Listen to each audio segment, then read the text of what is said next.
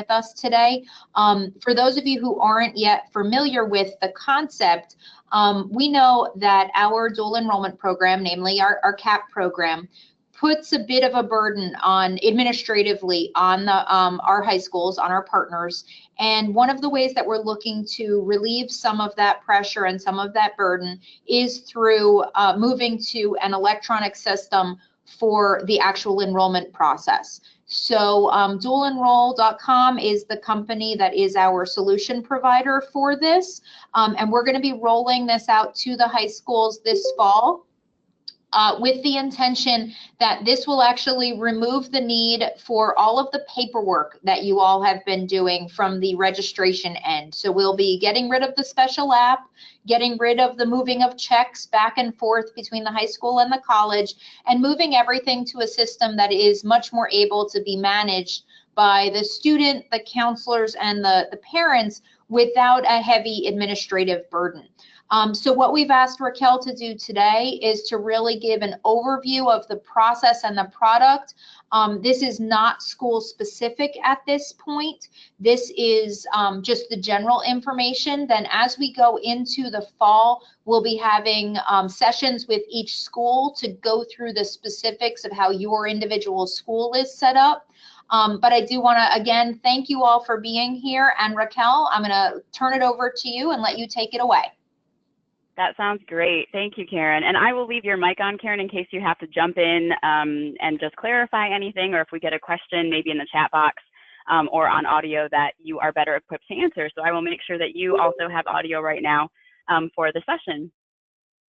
So as Karen mentioned, my name is Raquel, and I'm going to be kind of walking you through or just kind of giving you an introduction to the dualenroll.com system, which is a system that facilitates student registration in dual enrollment courses at colleges and universities across the nation. So we're going to take a peek at it. It is not school specific. We are just going to kind of look through the general setup for our CBC and go through the student process, the high school process, and then we'll kind of see the parents portion of it as well, parent process. And I will pause at various times to kind of make sure that we are capturing any questions. The session is being recorded. I just want to make sure everybody knows that. We are going to have the video available for perhaps people who are not able to join us today. And as I said, I will make sure that I unmute the entire attendee list when I pause for questions. And then if you have any questions that arise in the middle of maybe a section or a segment, please feel free to just go ahead and enter them in the chat box, and I will be able to see your question and communicate it to everybody. I do see a couple of questions in the chat box from a Jordan and a Gary asking me to make you the presenter. I can absolutely make you the presenter, but that means that you're going to be doing the training session. And so I don't think that's what you want. I do not believe you want to be the presenter. If you are not seeing the GoToMeeting screen that has maybe the meeting title, I'm actually going to start to show my screen right now. So hopefully that will morph into a dualenroll.com login screen. Karen, since I've got your mic open, can you verify that you can see the dualenroll.com login screen? Yes, I can see it on my end. Perfect. So that's what you should be seeing if you've logged into the GoToMeeting web link accurately. So you will have clicked on the link. It might have prompted you to download a GoToMeeting app that will be deleted as soon as the meeting ends. If you are not seeing that, I would suggest that you look at like your computer toolbar or app bar. You might have those icons for Microsoft Word, Microsoft Excel. The icon for GoToMeeting looks like a golden yellow flower shape. And so if you can find that icon and click on that icon, it should bring up the meeting that you have logged into, and you'll be able to see my dualenroll.com login screen. So just some housekeeping items. Hopefully everybody is able to see my screen, and we will move on from here. If you're not able to see the screen, please just go ahead and type that in the chat box, and we'll see if we can't help you troubleshoot that. So dualenroll.com is a cloud-based platform that, as I said, assists with student registration into college courses, dual enrollment courses. So the first thing that you need to realize is that the website that both the students and the high school staff and even the college staff will be using is unique to our CBC. So every single college that we work with across the country has their own unique website. It's not just dualenroll.com. So the website for RCBC is rcbc.dualenroll.com. And so your students and you at the high school and even the college folks at RCBC are going to use that unique URL to log in and access the system. If you look at my screen right now, you'll see that the web address up here at the top is a little bit different. It's rcbc.stage.dualenroll.com. Our staged platform is an exact copy of the live site, but it just lets me make up fake students like Angelina Jolie without actually enrolling them at RCBC. So that's the point of using the Stage website instead. But it is an exact copy of what you'll see on the live site. You don't have to remember that URL, rcbc.dualenroll.com. As you begin to work with the system, I will be emailing you your login credentials, and I'll have that website in that same email for you. We also have user guides. So they're like one-page documents that you can print off. There's one for the students, there's one for the high school folks, that just kind of has screenshots and step-by-step instructions on kind of what you do when you log into the system. And the website, rcbc.dualenroll.com, will be on the top of that handout as well. So got to go to the right website, and then you either have to log in with your existing credentials, or if you are a brand new student and have never used dualenroll.com to register for classes, you have to create an account. That's your first step. So on the login screen, you'll see that if I was an existing student, maybe I did this last year through dualenroll.com, I'm just going to go ahead and enter in my login name, my password, and click on login. There are a couple other links that I just want to make sure you're aware of down here. If a student at any time has forgotten their username or their password, we do provide a link for them to try to reset that. So if the student clicks that link, we will ask them for their email address or their cell phone that's attached to their original account, and then we will send them a reset password so they can access their account. There's also a link right below that that says need to enter your text confirmation code. So when a student, a brand new student who has never used dualenroll.com to register for RCBC classes before, comes to our system, they do have to create their account and then activate it or confirm it. And so it's only for a first-time setup kind of a thing. If the student gave us their cell phone as their preferred method of contact, then we will have sent them a text message with a code in it, and they have to enter in that code to activate or confirm their account. So if I click on this link, it lets them put their cell phone in and then the code that we had just texted them to kind of activate their brand new account. So those two links are always at the bottom of the login screen. You're also going to see that there is a huge help desk button up in the right-hand corner. And we'll talk about that towards the end as well. But that help desk button is available for students. It's available for high school staff. It's available for parents. It's available for everybody. And entering a help desk ticket is how you communicate to our staff at dualenroll.com that there's a problem or something that you need some help with, or you've got a question about something. So we're going to start the process pretending that we've got a brand new student who has never enrolled for classes at RCBC using dualenroll.com. Maybe they've used a paper form in the past, or maybe they've just never taken a class with RCBC at all before. So the student's going to come to the website. They're going to go ahead and click here to create an account. It says need a login, click here to create one. So I'm going to go ahead and do that. And my computer's moving a little bit slowly. There we go. So the next screen that the student sees is a standard account creation screen, right? So we're looking for just a few pieces of information to go ahead and create their account. Students are pretty familiar with this. If they've made an iTunes account or a Yahoo account, you ask for some basic info.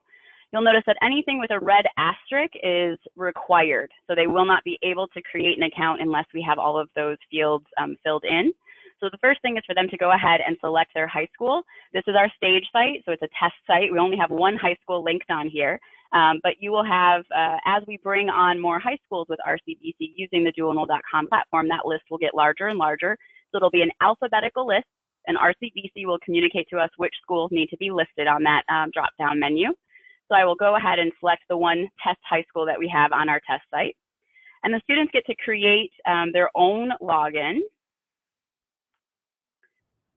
their own password.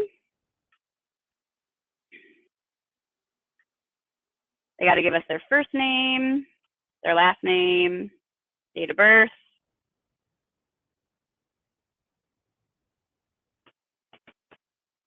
And then they do have to provide us with at least one of the following two pieces of information, an email or a cell phone. This is how the system is going to communicate with the student. We do send out email reminders. We send out an email when they have been successfully enrolled in the class. So we are communicating with the student, and this will be how we communicate with them. I'm going to go ahead and enter in a email address for Lincoln Burrows, our test student, because I can show you the emails on the screen, can't exactly show you my cell phone virtually. You'll notice that both of these have asterisks right now, but if I go ahead and click the little box that says I prefer not to give you my cell phone, that asterisk goes away and I'm just left with the email. Again, whichever method the student gives us is also going to be used for that student to confirm their account. If it's a brand new account, they have to create it and confirm it or activate it. A student will not be able to use their account if it has not been confirmed or activated. So I'm going to use email. I'm going to go ahead and select the little box that says I'm not a robot, and I'm going to go ahead and click register.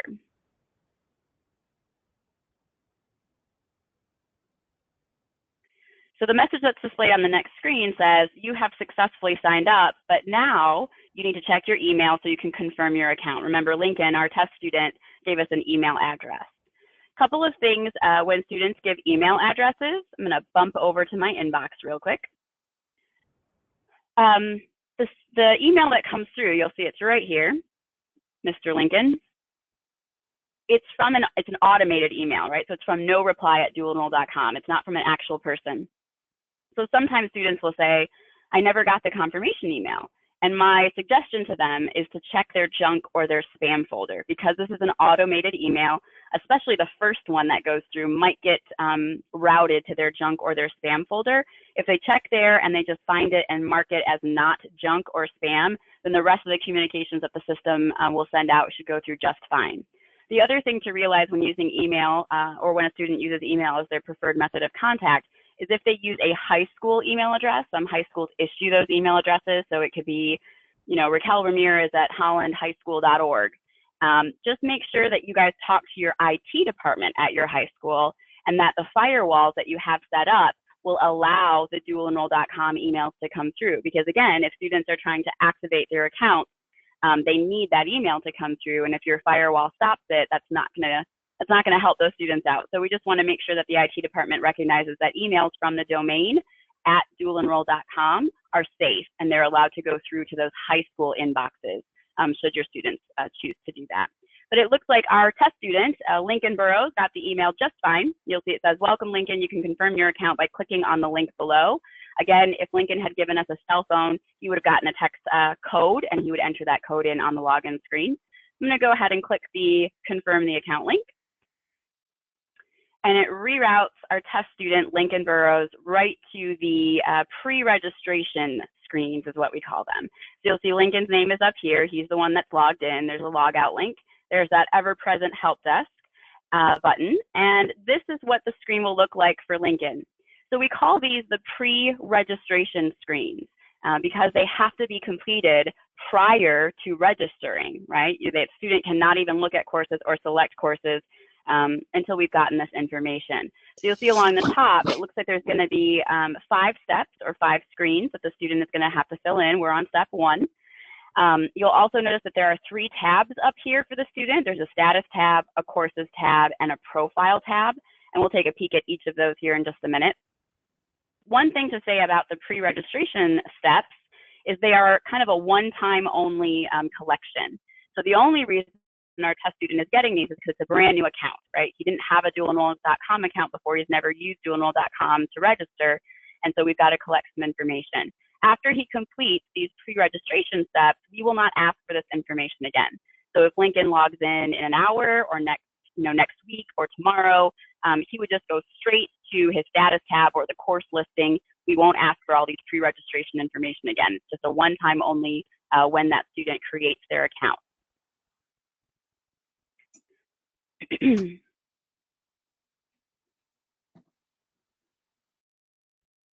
Okay, so you'll also notice here, this looks like an application. So it's information that RCBC was trying to collect from the student. And again, anything with a red asterisk is required. So I'm going to go ahead and just enter in some test information. Karen, I saw your note. I think I've got everybody muted now. Sometimes if people add late, I miss them. So I think I've got it taken care of. Thank you for that. So I'm going to enter in just some test makeup data for our test student. So address, county, citizenship. So social security number. So we do have to make sure that students know their social security number to create the application. Again, on the user guide for the student, the one-page handout, we'll make sure that that's very clear. So it's kind of like, student, don't sit down at the computer and do this unless you have your social security number with you ready to be utilized. So phone number, a graduation date. I think we're mostly concerned with the graduation year. I mean, I don't need them to know the exact date of graduation. So I'm just going to say next year, 2018, sometime in June.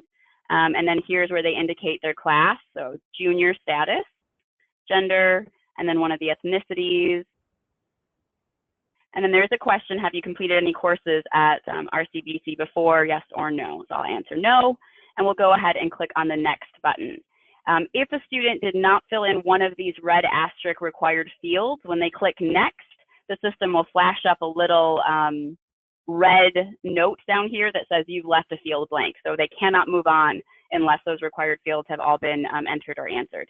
So I'm going to go ahead and click next. And the system will bring me to step 2 of pre-reg, which is the RCBC terms and conditions, kind of the expectations. So it is a short statement that the student should read, understanding that they are enrolling in a college level course. Again, if they try to click on the next screen without checking the I have read and agreed to these terms box, a little error message will show up. So I just tried to click next, and you'll see an error message popped up that says, whoa, whoa, whoa, you can't move on until you read and check that little checkbox. So I will check that box as the student and say, yep, I have read and agreed to these conditions. Click next. The third step of pre-reg is for the students to acknowledge the FERPA waiver, FERPA release. So there's information on here about that. It basically allows RCBC to communicate directly with their parent or guardian for the current year that they're enrolled in that RCBC course. Usually parents will communicate with the high schools, and I know that RCBC is communicating with you guys, and so it's not like the parents can't get information at all, but this allows RCBC to communicate directly with those parents. So the student's going to, again, check that box that says, I agree, and click on next. Step 4 is for the student to indicate how they are going to get parent consent. So RCBC does require the parents to kind of sign off on their enrollment, right? To say that they have permission or that they're aware that the student is enrolling in this college level course.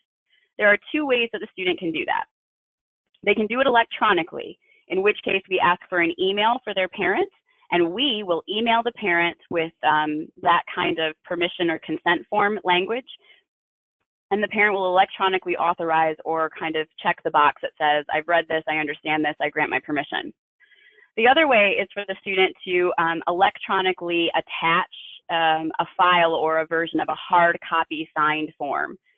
So if a parent doesn't have an email address, if they don't have access to the internet, then there is a way for a student to print off a hard copy of the form, take it home, have their parents sign it physically, and then the students have to somehow take that physical document and turn it into an electronic file that they can attach to their dualenroll.com account.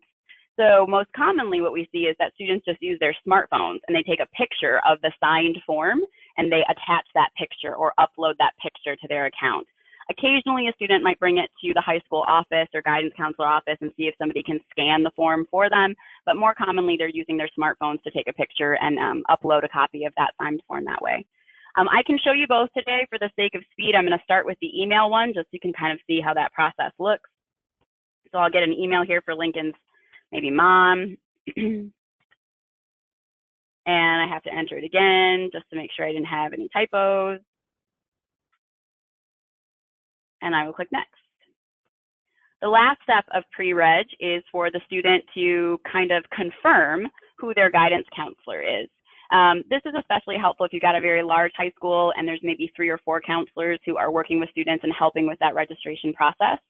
We already know their high school. The student can't change that. That was part of their account creation screen. And so what we do is we only show the counselors that are linked to Moorestown High School, right? So again, we'll get a list of who are the counselors at Moorestown High School that need access to the system that are working with students, and that list will show up here. There will always be an I don't know and a not listed for students to select in addition to a name or two. And I do want to make it very clear that this in no way limits your ability to see students at your school. So what I mean by that is, let's pretend we have a larger high school and you have Counselor Raquel and Counselor Karen. Counselor Raquel takes the first half of the alphabet, any student with a last name in the first half of the alphabet, and Counselor Karen takes the other ones. If Counselor Raquel is out sick on vacation, it's not like Counselor Karen can't see those students who picked Raquel as their counselor. She can. There is a view all dual enrollment students link when you are logged in as the high school staff person, and that will let you see every single student in the dualenroll.com system who is attached to Morristown High School, regardless of who their counselor is. So I just want to make that very clear. It's not restrictive at all. It's just helpful if we have to route certain registrations to certain counselors, if they're kind of dividing the task list, if you will. So for our tests, again, there's actually no name. It's just Morristown High School approver or counselor. So I'm going to select that person, and I'm going to click Finish. And it brings the student to what we call the Course Finder screen. So I'm actually going to pause here for a minute. Course Finder is going to be all of the courses that are open to students. And what I will say about it is the students will only see classes that are open to them. So again, we work with RCBC and they tell us which classes should be open for which high schools. So our test student, Lincoln, is a Morristown High School student. And so when he logs in, he's only going to see the classes that are open to Morristown High School students. So if that's only 3 courses, art, biology, and econ, then his list is going to be 3 long, right? They're not going to see anything else. They won't see courses that are open to another high school. So it is a restricted view based on the high school that the student attends. But I'll talk a little bit more about the Course Finder, some of the tools, what the icons mean in just a second. At this point, I'm going to unmute everybody, so bear with me. We might hear a little bit of static or feedback, so that way you can ask questions about the first part that we were looking at. So the account creation by the student, the confirming their account, and then all those pre-registration screens. So I am unmuting everybody right now. Oh yeah, I hear all kinds of background music. Maybe I will actually mute again because there is a lot of background music. All right, sorry about that. It looks like somebody has some background music going. So I will keep you on mute. I will pause still and see if there are any questions that you can answer in the chat box. I will also make sure, Karen, that you are unmuted. There you go, Karen. And so, Karen, is there anything that you would like to add about that first part of the process? Did I cover most of it before we move on to the courses? I think you've covered that part. I just want to, as preface to the conversation about the courses, I want to just, I guess, give a little bit of background on some of the challenges and why we're making certain decisions. So one of the biggest things that has been a challenge, and I'm sure it is a challenge on the high school side as well, is that students don't always know what it is that they're signing up for. And so when we mean for them to be taking AP, English, Literature, and Composition, or whatever the name of the course is, they put in English, or they put in writing, or they put in whatever it is that they're thinking of. So when you're looking at the course titles as they're listed here, our intention is to have them be what the student would know from their high school, as opposed to the course title on our end. So you'll see the course number is our course numbering system, but the titles are all based on the high school. And that's intentional to try to help the high school students be able to know a little bit more about what it is that they're supposed to be signing up for. The other piece that I just want to reiterate before Raquel goes any further is just that as we roll out each of the high schools, they are customized for each high school. So we will have a conversation about what courses you all are comfortable with, what restrictions you might put on students in taking courses with us on our campus, whether you want to highlight certain online courses and have them listed here, whatever the case may be. So this is intended as a collaborative process rather than as us putting something out there without your knowledge or consent. So this is a process that'll be happening over the course of the next few months, because it is something that we will need to roll out as we go. I can't be 100% sure that we're going to be able to roll everyone out for this fall, but that's the effort that we're making. It is a time-consuming process to get through each school. So our goal is to get through as many as we can before the end of the registration period for this fall's classes, and then the rest will follow as soon after that as possible.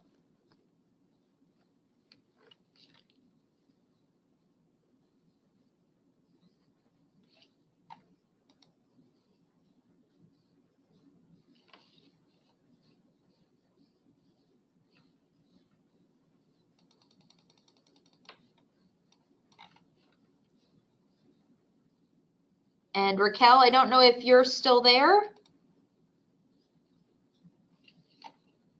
Oh, I am. I'm sorry, Karen. Okay. I muted myself so I wouldn't interrupt you. I also wanted to say that based on what you just said, I think you've answered a question from Jim Mills.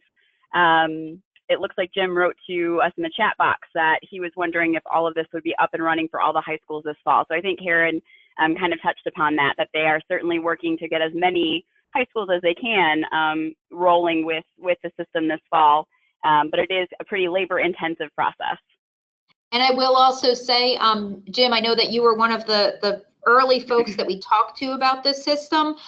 Just so you all are aware, we do have a few high schools who are brand new to us with the College Acceleration Program, and they have never used the paper form. So they are actually, I realize that for some of you, you might look at it and say, but we've been suffering with paper for so long. We don't want to start new programs with a bad system. So we actually have them first on our rollout so that we make sure that we're not starting a bad process anywhere. And then after those 4 or 5 are rolled out, we'll then be launching the remainder of the high schools who have been working with paper for a while.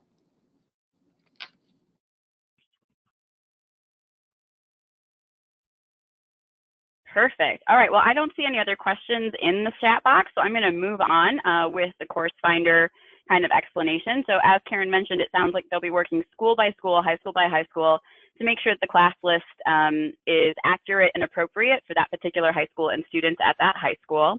There are a bunch of filters off to the left that students can use. These are pretty standard.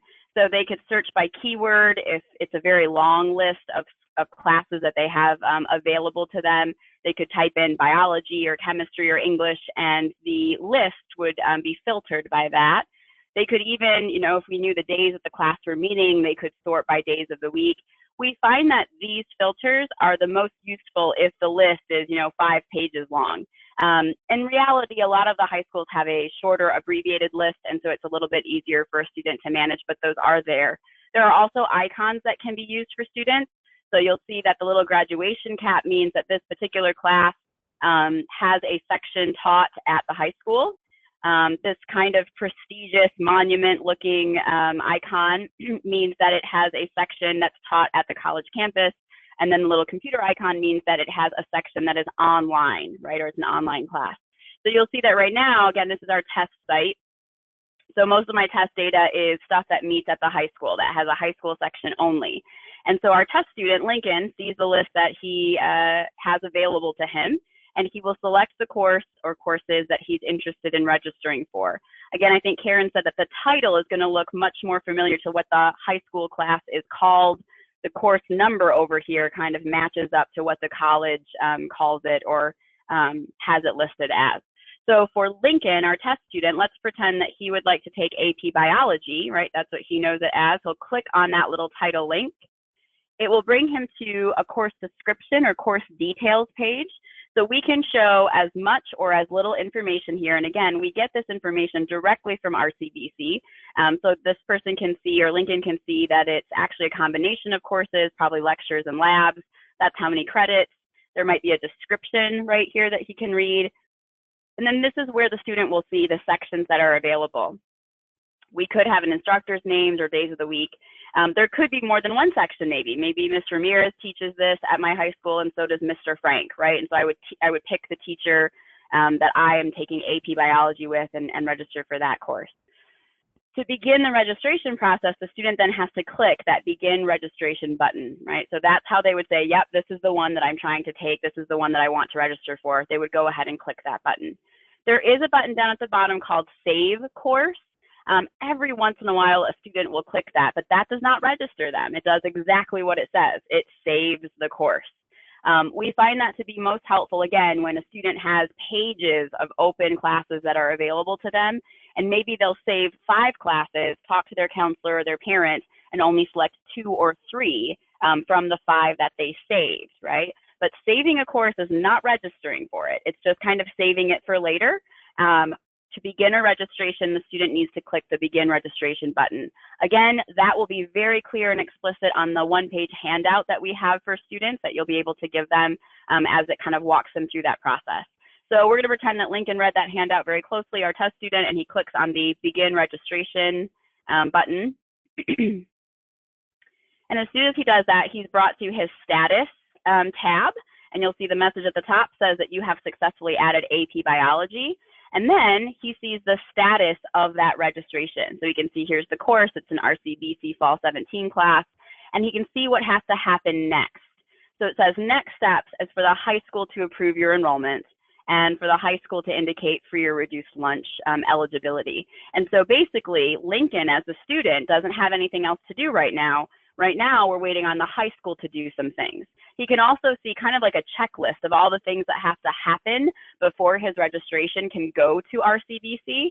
So it says that you're going to need your parent permission, you're going to need the high school's permission, there's some payment that's required. So your registration is not complete, it is pending, right? You're not in the class, you've just begun the process of registering. If Lincoln would like to add a second class, it's as simple as him clicking on the Courses tab one more time. And he just goes right back to that big old course finder, and then he finds the second course that he's interested in. So if he's interested in AP English Lit and Composition or AP English Language and Composition, he'll click on that title again. He'll see the sections, he'll see the description, it's a 3-credit class, and he will click again on Begin Registration. Once he does that, he's back to his status screen. It says that you've added AP English, and now he'll see the 2 classes that he has kind of going that are in process. Again, he'll see the status of every single one, what the next steps are. Down here is where saved courses would show up. So again, if a student had saved some courses to look at later, that's where they'll show up, is at the bottom of the status screen. But we want them to show up right here, the dual enrollment courses. These are the ones that the student has actually begun the registration process for. Again, if Lincoln has another course he wants to take, he'll simply go right back to his courses screen and repeat that process. Lincoln can also log in at any time and click on his status tab and see what's going on. So the minute the parent has done their stuff, their step, this will say complete. So he kind of can see how it's going, like what's the process that's happening with that registration, where it is, which is helpful. The profile tab, just so you know, basically is where we keep all the information that Lincoln gave us on that pre-registration screen. So he gave us his address, he gave us his birthday, his phone number, his email address, etc. And so if he moved, right, he'd be able to come to his profile screen and update his address, or if he has a new email or a new phone number, he can come to his profile tab, make the changes, and then click Update Profile at the bottom. And so then that would allow him to kind of make sure that we have the correct information on file for him. So I'll go back to his status page real quick.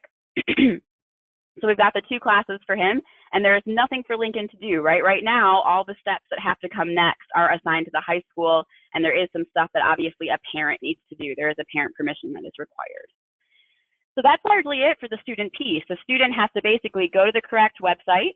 They have to log in with an existing account or create a brand new account, activate that account, and then go through those pre-registration screens and pick their courses, right? Select their courses. And from then, that kind of registration process gets moved over to the high school. So I'm going to pause again. I am not going to unmute everybody because it does sound like there was a lot of background noise, but I will pause right here to see if Karen has anything that she would like to add, or certainly if there are questions, you can certainly type those into the chat box and we will address them right now. I think we're good from my end for the time being. See if anybody else has questions. Yeah, I'll wait just a second or two, see if anybody's madly typing into those chat boxes. I don't see any traffic right now. So while I'm waiting, I'm actually going to log out as our test student Lincoln. And the next step for me is to show you the high school process, right? So I'm going to log in as the high school and show you how the high school will interact with the dualenroll.com system. So there are still no questions showing up, so I'm going to move on to that high school section.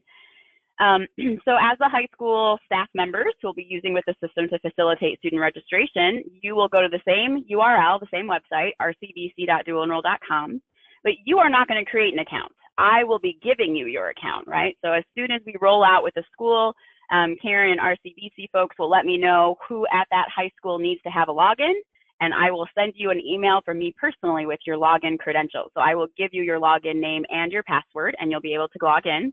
Again, that help desk button is always going to be there. So I'm going to log in as our test high school counselor for Moorestown. That was our high school that our test student Lincoln is attending. So I'm going to log in. The first thing that you'll see as a high school staff member is you are brought to your dashboard tab. So there's a few more tabs up here. You've got a dashboard, a profile, a students tab, and a reports tab. You also still have that red help desk button. The dashboard right now looks really boring because this is our test site, right? But over time, it starts to give you some cool information. You'll see like little dots that say in fall 2017, you had 23 students apply. And then if you do it again in spring or winter, you'll have another dot and you'll start to see like a line graph. And if you hover on those data points, it will give you some information. It will even do things like break down the classes that they were taking. So 39% took English and 60% took biology. So it is kind of interesting as time goes on. Right now it looks a little bit boring. And if you are just starting to use the system, that first semester looks a little boring to you. It takes some time for that data to build up. But that was the purpose of the dashboard. The place that most of the high school staff will spend the majority of their time is going to be on the Students tab. So I'm going to go ahead and click there. Please excuse me, I'm kind of getting over a summer cold, so I feel like I have to keep clearing my throat.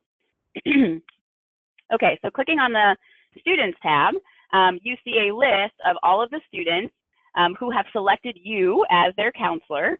And anything that is your responsibility is going to float up to the top of the list. Excuse me. And it's going to be bright yellow. So you'll see all of these yellow files up here mean that me at the high school, my staff member at the high school, you have to go ahead and complete that task, right? That task is assigned to you. The other really neat thing, though, is that you can still see a bunch of other things. So you're always going to see what's going on with the rest of your kids. They're just going to be further down the list, right? So my student, Derek Morgan, you know, he's got some complete registrations going on. Birdie Wilson is waiting for her parents to do the permission piece. David Rossi, his history class, is waiting on the college. So I can always, at any time, see what's going on with a student, which is great because if you are at the high school and you get a phone call from David Rossi's mom, you can log in, click on students, type in David's first name, his last name, pull up anything that's going on with David Rossi, and you can tell him exactly what's happening. So it says, all right, David's history class is waiting on the college to do something. David's English class is also waiting on the college, but yep, I'm responsible for doing something for his art class. I'll get right on that. I'll do that today, right? So you can certainly see what's going on with all of your students at any time. It's just that anything that is assigned to you at the high school is going to be bright yellow and float to the top. You also have a bunch of filters up here, so you can search by terms. Again, since this is brand new for RCBC, everybody will be starting with a fresh term. But again, as you use the system semester after semester, year after year, you can even look back in time. So if you have a student from last year, you can select last year's terms. You can also search all active terms or all terms. So if I wanted to see what David Rossi has done over 2 years, right? Maybe he did some stuff as a junior and he did some stuff as a senior. I would simply change this to all terms and then type in David Rossi's name right here, and it will pull up everything that he's done. So it is kind of helpful to play around with those filters. You also can view in a couple of different ways. The default is a view by student list, which gives you 2 alphabetical lists. The first alphabetical list is all the guys up at the top that require your attention. That's why they're bright yellow. And then you'll see that I start the alphabet over again. We go from Wilson to Gabbard. And then this bottom alphabetical list are all of your students who do not require your attention right now, right? So they're on some other step. Before I go into your steps, I do want to also show you that you have access to this abandon button. So if a student at any time says, whoa, I changed my mind, or I can't do this, or it's interfering with football practice, you can go ahead and click on this abandon button, and that will kind of allow you to send a message to RCVC that this student has changed their mind and does not wish to continue with the registration process. That abandon button is only there while the registration is in progress. Once something has been completed, you'll see that that abandon button is no longer available, right? Because it's a done deal. The student is already enrolled in that course. So you would likely have to work with RCVC to manage the dropping of a course. I'm not sure if there's a drop form, but the abandon button is available while the student is kind of going through the registration process in case they change their mind or want to pick a different class at a particular time. There are two tasks that the high school staff member has to do. They have to indicate whether a student is on free or reduced lunch. They also have to approve the student's enrollment in that particular course. So if we were just working with our test student, Lincoln, I can search by him, and these are the three things that have to happen for Lincoln. So I only have to indicate free or reduced cost lunch once, not for every single one of his courses, right? It's the same answer. So we'll ask you to answer that once for Lincoln, and then we won't ask you again for this particular term. And then you do have to approve each class. So you can say yes to English, but no to biology, right? So you'll do those one at a time. You can certainly do them one at a time by clicking on the link. So this little blue underline guy is a hyperlink. So if I go ahead and click on this free or reduced lunch one, I am only answering this question for Lincoln. So it says the student is Lincoln Burrows. And then I have these radio buttons. He's either free and reduced, regular, decide later would just keep him in that bright yellow highlight at the top of your list so you can come back at a different time and answer that question.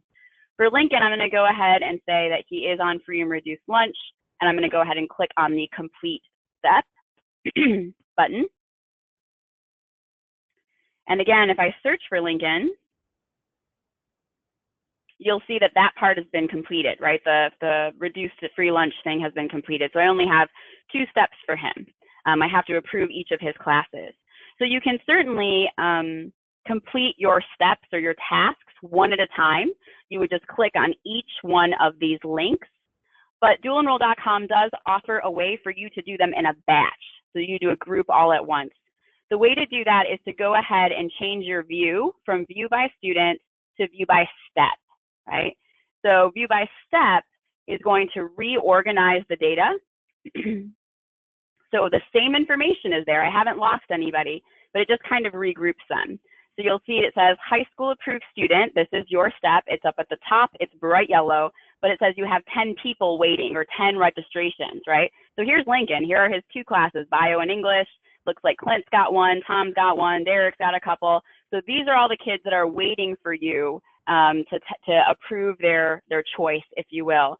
You also see that I still can see everybody else, right? So these guys are stuck on a college step. We're waiting for RCVC to do their thing. These guys down here are stuck on a parent step. So all the information is still there. It's just kind of resorted. So I'll see my bright yellow highlight up at the top. I'm going to click on that hyperlink just like I would have if I was doing them one at a time. But this time I get a table. So this is what batch process looks like, right? So here are Lincoln's. Here are the rest of the 10 kids that I needed to do this for. And so you can just go right down the list. Yes, no, no, yes, yes, no, no, yes, right? So you'll see the student, you'll see the class. So maybe I'm not okay with bio, or I want to wait. I want to talk to maybe his science teacher first. And maybe I am okay with his English class, right? You can leave the rest alone or just say decide later for these. I don't want to work on these, but batch mode does allow you to kind of process them or do your part of the process in like a bulk list. So I will go ahead and hit complete step.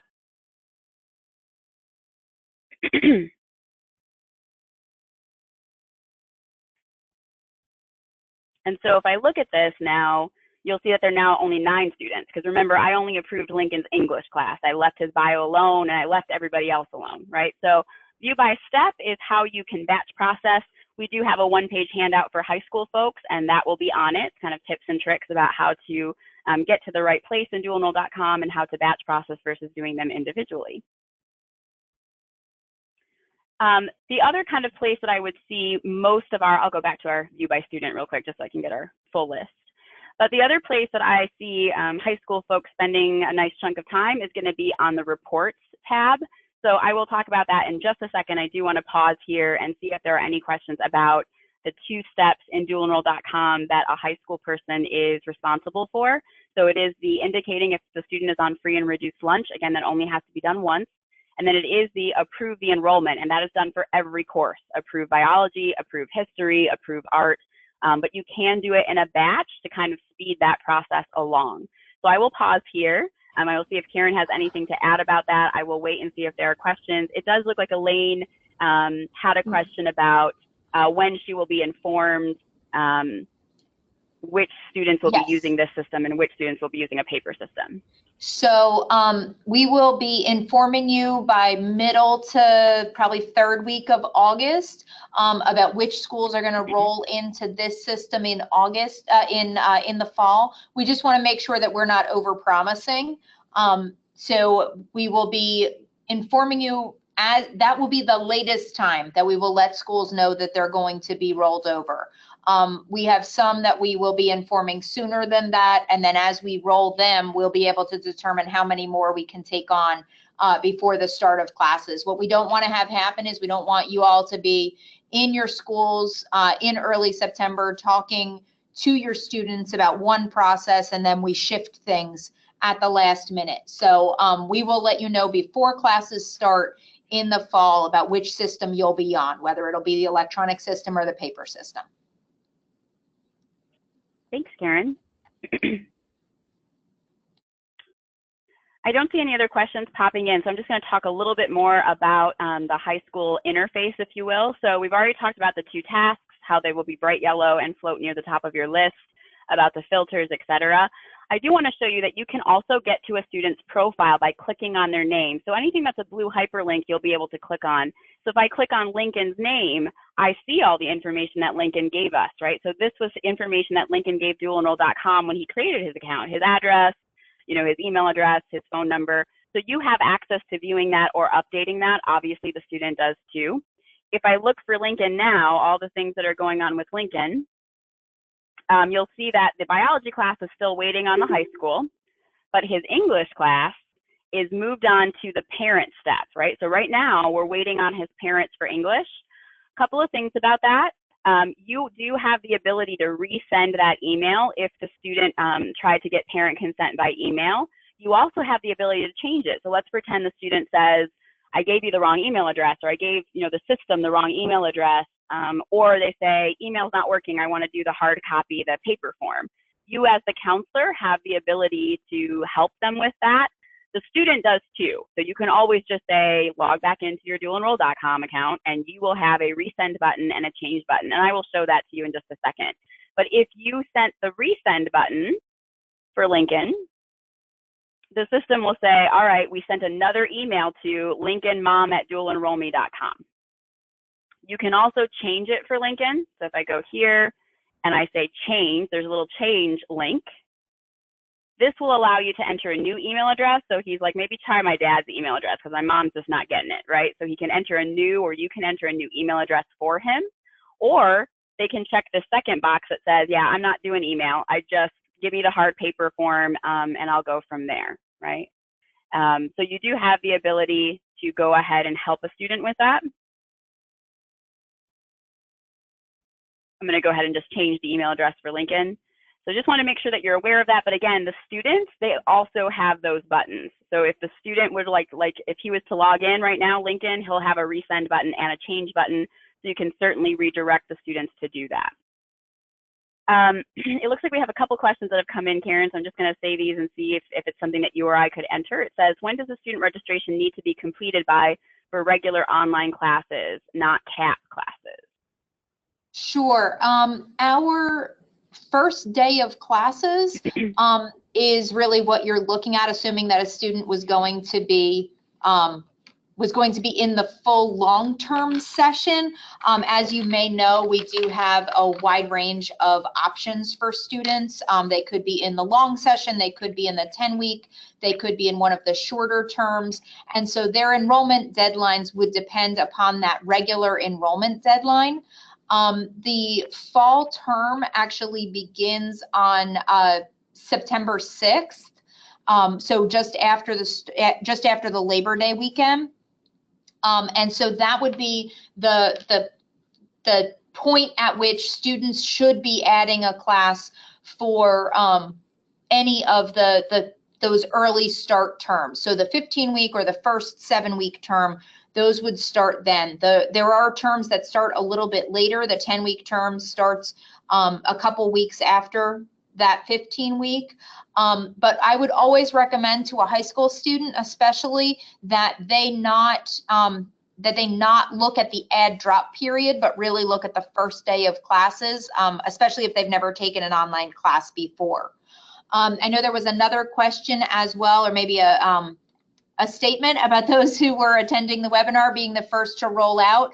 I agree with you that that would be nice. The question really becomes that there are some schools that are more complicated to roll out than others, some that only offer a course or two, and others that have a much more extensive list. So we have to kind of balance out. Getting 5 schools that are very small online might be as time consuming as one school that's very large. So we promise we will get as many folks online as possible for this fall. I promise to take into account that you attended this time. I just can't promise that it'll be a deal breaker.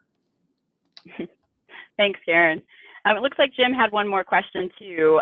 It was about an email being sent out to the parents for parent consent and payment. Yes, Jim, and I'm actually going to show that. I will pull it up on the screen. You'll see the exact email that a parent would get. And I will show you what that looks like and kind of what that process looks like too. So good question. So these are all the things, again, on the high school interface. You have your tasks that are in yellow. You can certainly look at student profiles. You can help students out by sending like a resend email or changing their parent consent method to the scanned hard copy form kind of a thing. And then obviously using all the filters to try to help you get to the right students should you need to.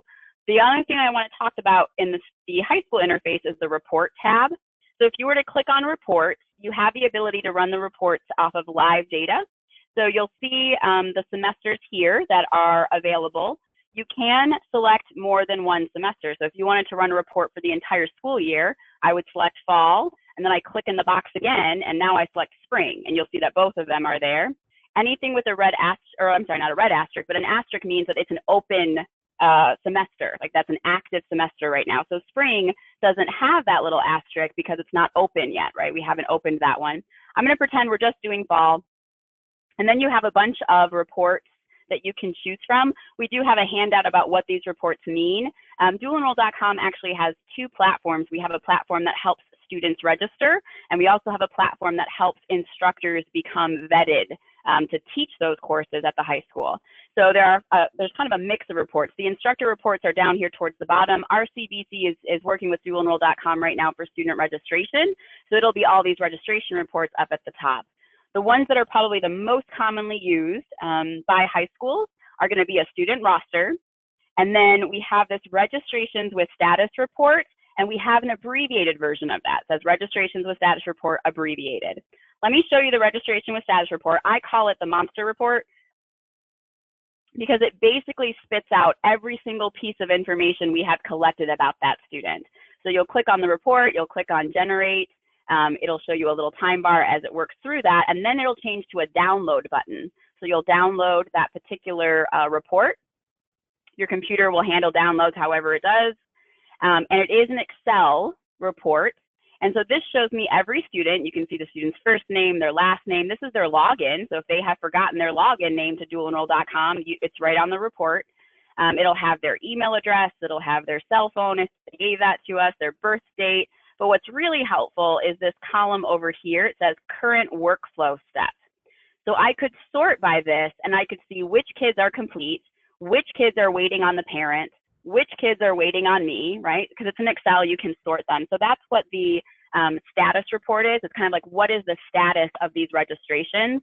The course title is right here. So if you wanted to sort by title to say, you know, how are my history kids doing versus my English kids, etc.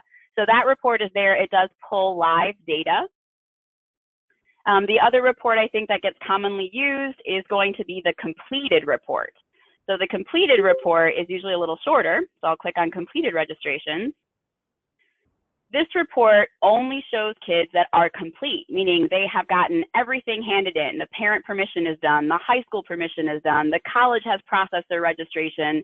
They are good to go. They are in the class. They are no longer in progress, right?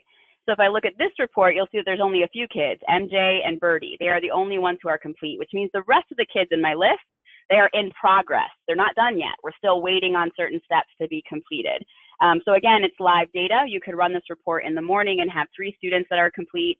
You could run it in the afternoon and have 15 students because maybe more of those tasks get finished throughout the day.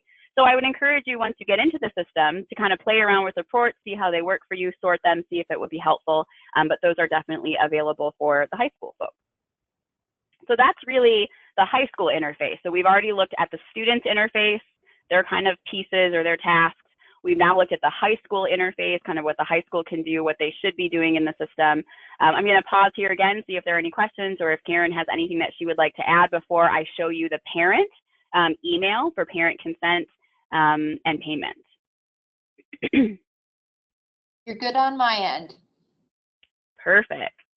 And I don't see any other questions coming in. So I will move along. I'll keep an eye on that chat box in case there's a couple that are coming. So I have logged out. I am no longer logged in as the high school. I'm going to bump over to my inbox again. And you'll see that, yes, Lincoln's parent was given an email. It says, dear parent, your child Lincoln is trying to take English 101 at Rowan or RCBC. And RCBC requires your consent. Click here to give your consent and provide payment. We also let Lincoln know. So Lincoln gets a little email that says, FYI, we emailed your parent at this email address. So, you know, help your parent out, tell them that they should be getting an email. Just as I told you at the beginning with activation emails or confirmation emails, again, these are coming from an automated system. So if the parent says, I'm not getting the emails, we would say, check your junk or your spam folder. And then if they're still not getting the emails, then we want to make sure we have the right email address. We can certainly update that or change that. Or we could switch to the printing off of a hard copy if it's still being problematic. So I'm going to pretend here's Lincoln parent. They got the email just fine. They're going to click that little link. And you'll notice that parents don't have an account. They don't have an account. They don't create an account. They don't log in. There is no password. They simply get the email and they click on the link. So here they are. Here's the information about consent. So it's kind of like, please review the following items. This is exactly what your student can expect. You'll also see that the parents still have a help desk button that they can use. The parent is going to give their authorization by typing in their name.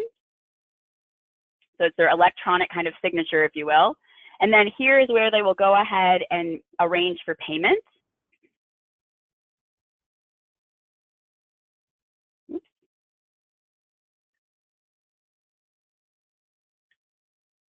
So I'll just go ahead. We got like a test one that I'll fill in real quick.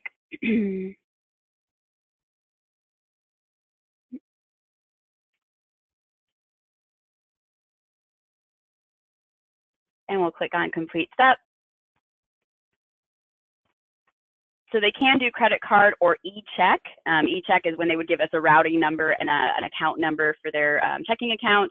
They will have a page that they can print off. So it will tell them what it was charged. It'll have a payment authorization. On their credit card statement, it'll say like dualenroll.com --RCBC. So we show them it's a dualenroll.com charge that is linked to this particular college. And there is a note here that says you'll receive a separate email confirmation once Rowan College at Burlington County has processed your registration. So it says, even though you've entered your payment information, your student is not yet registered, right? We're working with Rowan to make sure, or Rowan RCBC to make sure that student gets in the class, and you'll get another email once that happens, which is exactly what we tell students. So again, Lincoln can log in at any time. And I will log in as him really quick and check the status of his of his registration. So here's Lincoln, he logged in, status.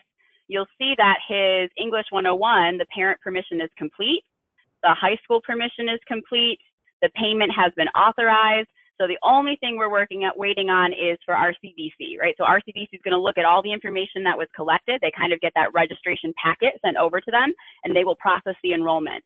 Once they're in, once they have finished processing, then this will say complete. And the student will get an email or a text message that says, congratulations, you've been successfully enrolled in English 101 at RCBC. So again, on our handout for the students, and if you were talking to students, I would always tell them, you're not in the class until you get that little congratulations message, right? If you haven't gotten that congratulations message, your registration is still in progress. You'll see that his biology class is much farther behind, right? We're still waiting on student enrollment. We don't have the parents' permission, nothing like that.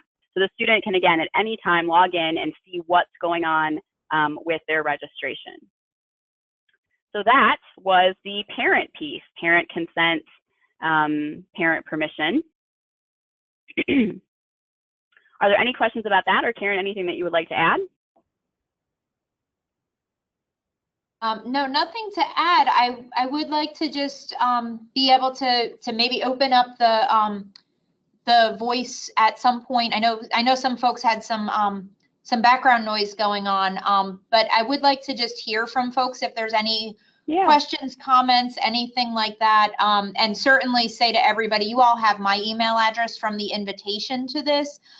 So if there's any feedback that you want to provide or any concerns that you have that you don't want to share, you're certainly welcome to reach out to me personally. I do see that there are a few questions coming in. So first, for Joe's question about students reapplying for full admission. Yes, students who are going to come to RCBC as regular students will still have to apply for admission. The reason for that is because we ask a different set of questions for students who are going to be degree seeking students here. There's just, this is what we provide through the high school application is a much more limited application. So they will still need to reapply for admission as degree students. In terms of, Catherine, if a parent wants to mail a paper check, certainly we can figure that out. And we certainly would be happy to receive a paper check in the business office or receive that in person from someone. One of the complaints that we had heard from parents was that nobody uses paper checks anymore. And so the desire to have that electronic payment, but certainly if we have a parent who says, I'm not comfortable doing the electronic payment, we will certainly figure that out for them. In terms of Gary's question about expected turnaround time after students complete registration and RCBC finalizing registration, we expect it to be no longer than what it is now, which is about 48 hours. We're actually in the process of moving with dual enroll. Once everyone is up and running, we'll be moving toward an automatic system where we won't have to intervene. But that's a little bit further down the road. We need to make sure that the systems are working effectively before we do that. And finally, for Gary, about registration window for CAP courses. For this fall, we have not made any changes to the registration period. So the registration is the same as it was in prior years. If you all got a copy of your CAP agreement for the upcoming year, you would see that one of the things that we did was to list out the changes in registration periods for the next 3 terms. So I'm actually pulling one up in front of me now to make sure that I have the dates ready. So for fall 2017, the registration period will end in October as it has in prior years. For the spring, we'll look at that registration ending in January, so coming more in line with our regular academic calendar. And then for fall 2018, we'll be moving the deadline up to September, again, in line with our regular registration period. What that will allow us to do is when we're at that point of having things in line with our academic calendar, it will allow us to do more in terms of drop add period and things like that we can't do right now with our CAP students. Right now, we do have the potential of some buyer's remorse because by the time that students do their registration, we do have to have them committed in. But moving things up, that will not, that we'll be able to offer a drop add. I'm gonna sort of give a blanket response to Gary's next question about grades, which is to say that this process, in the short term, this process doesn't change anything else about how the relationship exists. So there isn't any change at this point to how grades are submitted or how faculty are approved or anything like that in the short term. In the longer term, we will be moving to the processes in terms of faculty approval, that those faculty approvals would happen online as well. So everything from a faculty member would be, would be submitted online. The approvals would be done electronically. And I know that from a prior conversation I had with some of the leadership at Dual Enroll, the grade submission piece is on their radar as a module to be rolling out sometime soon, and when they do, we'll be shifting to that as well. But at this point, the functionality that we're really rolling out first is the registration module. Perfect. And Gary Thanks, asked a lot of questions. I don't know if there are anybody else who has any questions. Yeah, I'll unmute everybody just as you requested. So I will go ahead and unmute everybody in case there are some more questions that need to be asked verbally. But great questions, Gary. Great answers, Karen. So let me do that real quick. All right, we've got audio on everyone. Are there any other questions?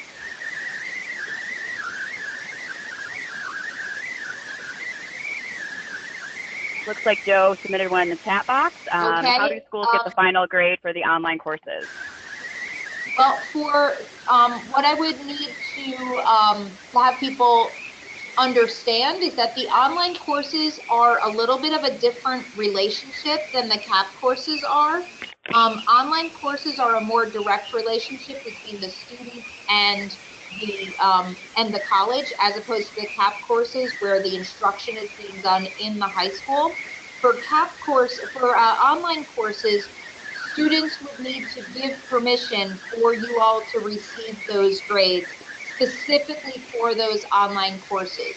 The student can request a grade report or a transcript, or we can have a FERPA waiver done specifically for the grades.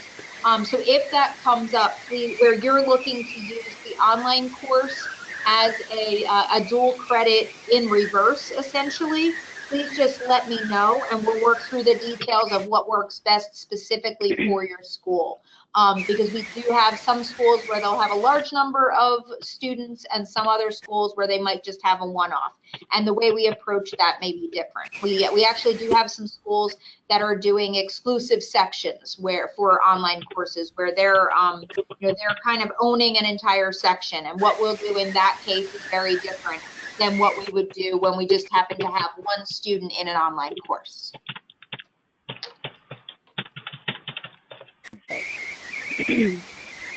Well, if there aren't any other audio questions, I can go ahead and mute everybody one more time.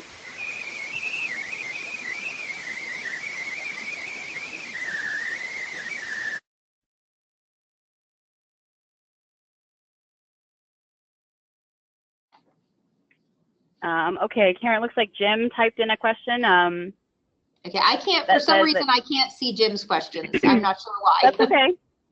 It says there are 3 college courses taught by RCBC instructors on his campus. Will those students be able to register in dualenroll.com as well? Yes. Perfect. Yes, our effort is to get rid of the special what we've referred to as the special application. Our effort is to get rid of the special application entirely. So when we are fully operational in Dual Enroll, anytime that a student is looking to take a college level course, where in the past we have had your approval for them to do that, they will be completing that registration through Dual Enroll.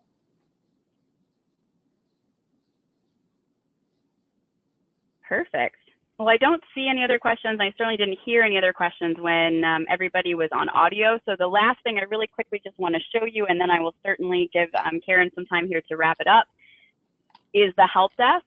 So if at any point in time, the student, the parent, you at the high school have a question or a concern or something's not working right, all you have to do is click on this big red help desk button up in the upper right corner, and you'll be brought to kind of a help desk page. So it's actually Zendesk is a help desk provider that we use.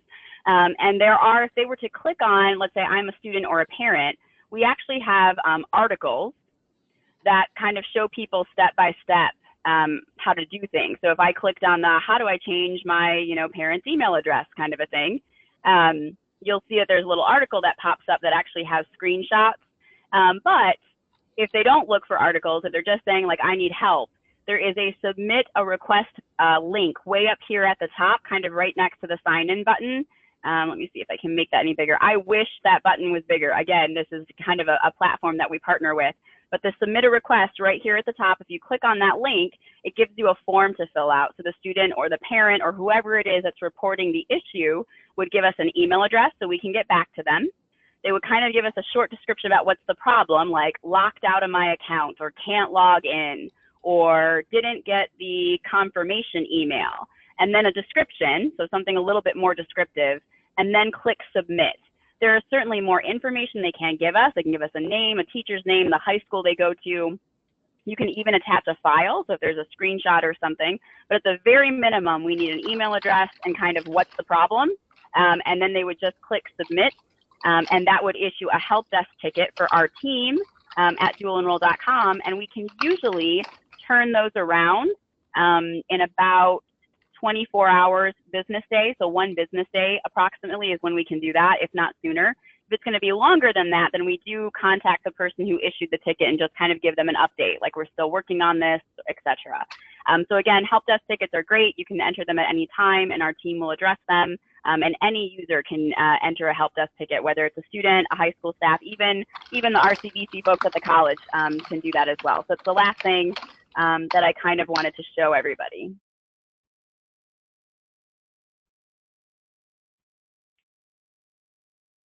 All right, so Karen, that was my spiel. We've gone through the student part, the high school pieces, the parent, little piece for the parent, and then just really quick showed a help desk ticket. I appreciate your time and attention, and certainly I am available to answer questions at any time. I will be sending emails to you guys directly once you guys need a login. So once we're rolling it out at your high school, you'll get a little note from me with the handouts, with the correct website or URL, and then with your login credentials at the high school. And so certainly you are welcome to reach out to me at any time with questions or concerns, or just a refresher if you forgot something. Lord knows that happens, especially over summer break. But I do appreciate you spending some time with us. We have recorded the session, and I will make sure that Karen has access to that video file so it can be sent out to whomever needs it. And I will hand it over to Karen to see if there's anything else that she needs to talk about before we wrap up. Sure. So just to let you know, we will send out the recording to everyone, just so that you have it as a resource. But I do want to just let you know that one of the things I've been most impressed with Dual Enroll as a vendor is that they really make an effort to provide a lot of resources from a variety of different perspectives. So the resources that you'll have resources that connect to your students. You'll have resources that connect to you in terms of what you need to be doing. So you'll have those guides to really make sure that no one is in the dark about how to move to something that is a new approach. So I'm looking at the list of who's been in attendance, and I do just want to thank everyone for being able to be here today. As I said, we'll be rolling out as quickly as possible, and we really hope that you'll have as much enthusiasm as we do about streamlining the process and really taking the paperwork burden away from all of us, quite honestly. So again, thank you for attending, and please don't hesitate to be in touch with me or with Danielle Epps from our admissions office with any questions that you may have. Thank you so much, everyone. Thank you. You guys have a wonderful rest of the day.